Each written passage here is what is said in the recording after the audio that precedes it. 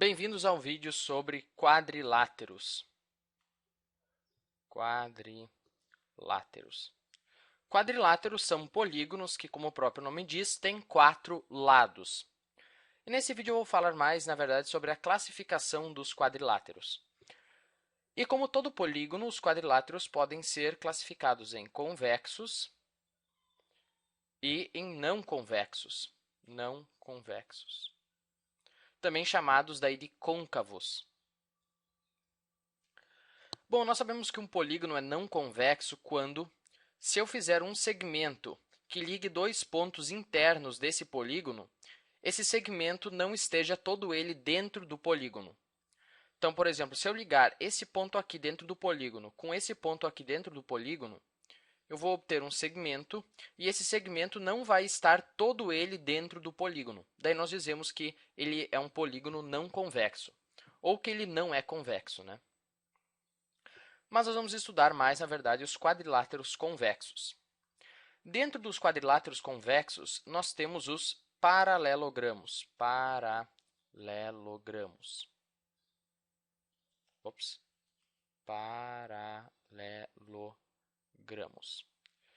Que são polígonos, que são quadriláteros que possuem dois pares de lados paralelos.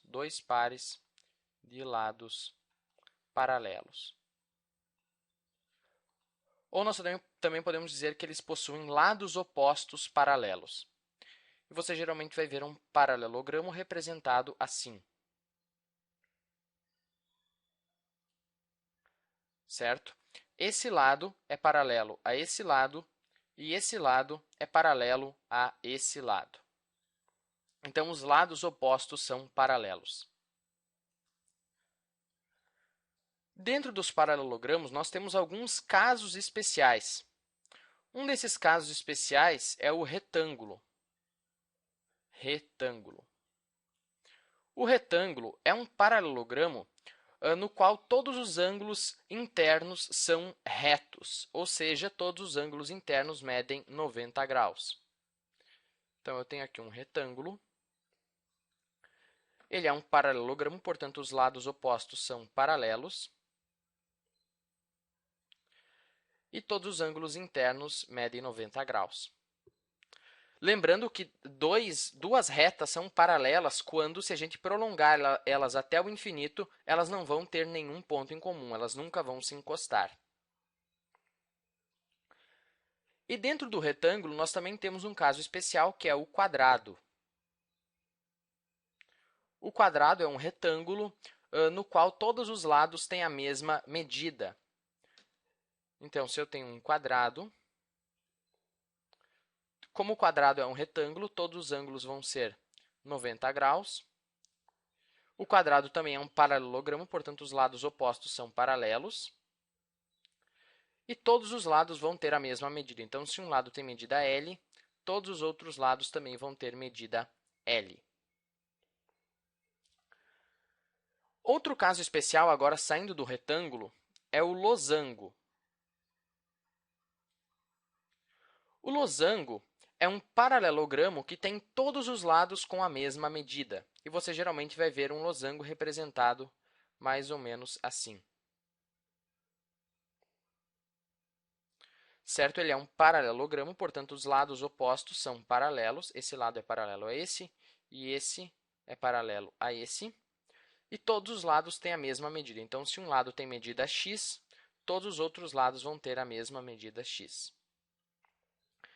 Daí você pode se perguntar, mas então o quadrado é um tipo de losango? Porque o quadrado também tem todos os lados com a mesma medida. A resposta é sim, o quadrado também é um tipo de losango. Dentro aqui dos losangos, nós também podemos ter quadrados. E os paralelogramos possuem várias propriedades interessantes. Eu vou apresentar algumas delas agora e depois eu pretendo fazer vídeos provando essas propriedades. Então, por exemplo, num paralelogramo, os lados opostos são congruentes, ou seja, têm a mesma medida. Esse lado tem a mesma medida desse lado e esse lado tem a mesma medida desse lado aqui. Isso é meio óbvio visualmente, né? Mas nós temos como provar, de fato, demonstrar que isso é verdadeiro. E claro, lembrando que isso vale para tudo isso aqui também, né? Retângulo, quadrado e losango são tipos especiais de paralelogramos. Num paralelogramo, os ângulos opostos também são congruentes, ou seja, esse ângulo é congruente a esse ângulo aqui e esse ângulo é congruente a esse ângulo aqui. Num paralelogramo, se eu desenhar as diagonais dele, vou desenhar aqui as duas diagonais. Essas duas diagonais vão se encontrar e elas vão se encontrar no ponto médio delas. O que eu quero dizer com isso? Que as diagonais vão se encontrar num ponto e esse ponto vai dividir as diagonais pela metade.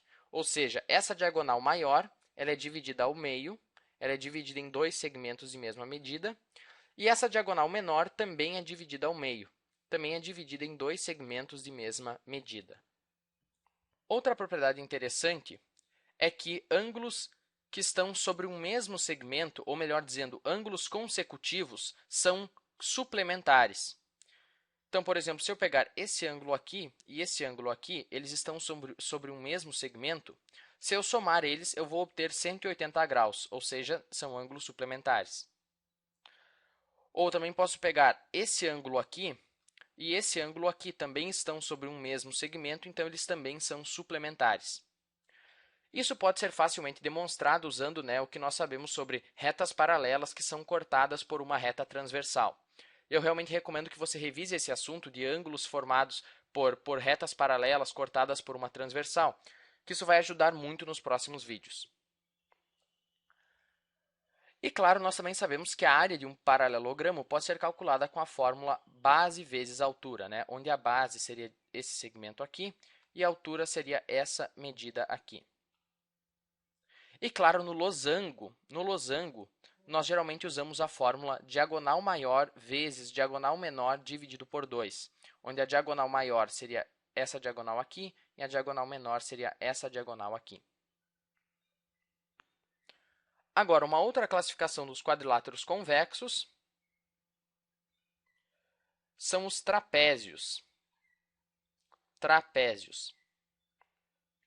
Que são quadriláteros que têm apenas um par de lados paralelos. Apenas um par de lados paralelos.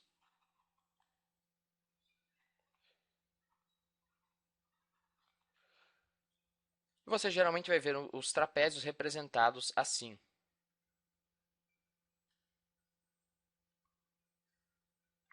Então, eles têm apenas um par de lados paralelos. Esse lado é paralelo a esse lado. E nós chamamos esses lados paralelos de bases. Então, esse lado aqui seria a base maior. E esse lado aqui seria a base menor. E os trapézios, eles podem ser classificados como os triângulos. Eles podem ser trapézios escalenos, que é quando todas as medidas são diferentes. É o caso desse trapézio aqui. Eles também podem ser trapézios isósceles, que é quando os dois lados que não são paralelos têm a mesma medida. Daí nós teríamos um trapézio mais ou menos assim. Certo? Esse lado tem a mesma medida desse lado. E daí nós também vamos ver num outro vídeo que esse ângulo vai ser congruente a esse ângulo e que esse ângulo vai ser congruente a esse ângulo aqui. Vou indicar com 3 riscos para não confundir. E nós também temos os trapézios retângulos. Também podemos ter trapézios retângulos, assim como os triângulos, Um trapézio ele é retângulo quando tem um ângulo de 90 graus. Então, seria mais ou menos assim. Aqui estão os dois lados paralelos e aqui está o ângulo de 90 graus. E lembrando que a área de um trapézio é dada por base maior mais base menor, tudo vezes a altura dividido por 2. A altura seria essa medida aqui. Essa medida seria a altura. Então, acho que era isso por esse vídeo. Espero que você tenha conseguido assimilar tudo isso. Então, até o próximo.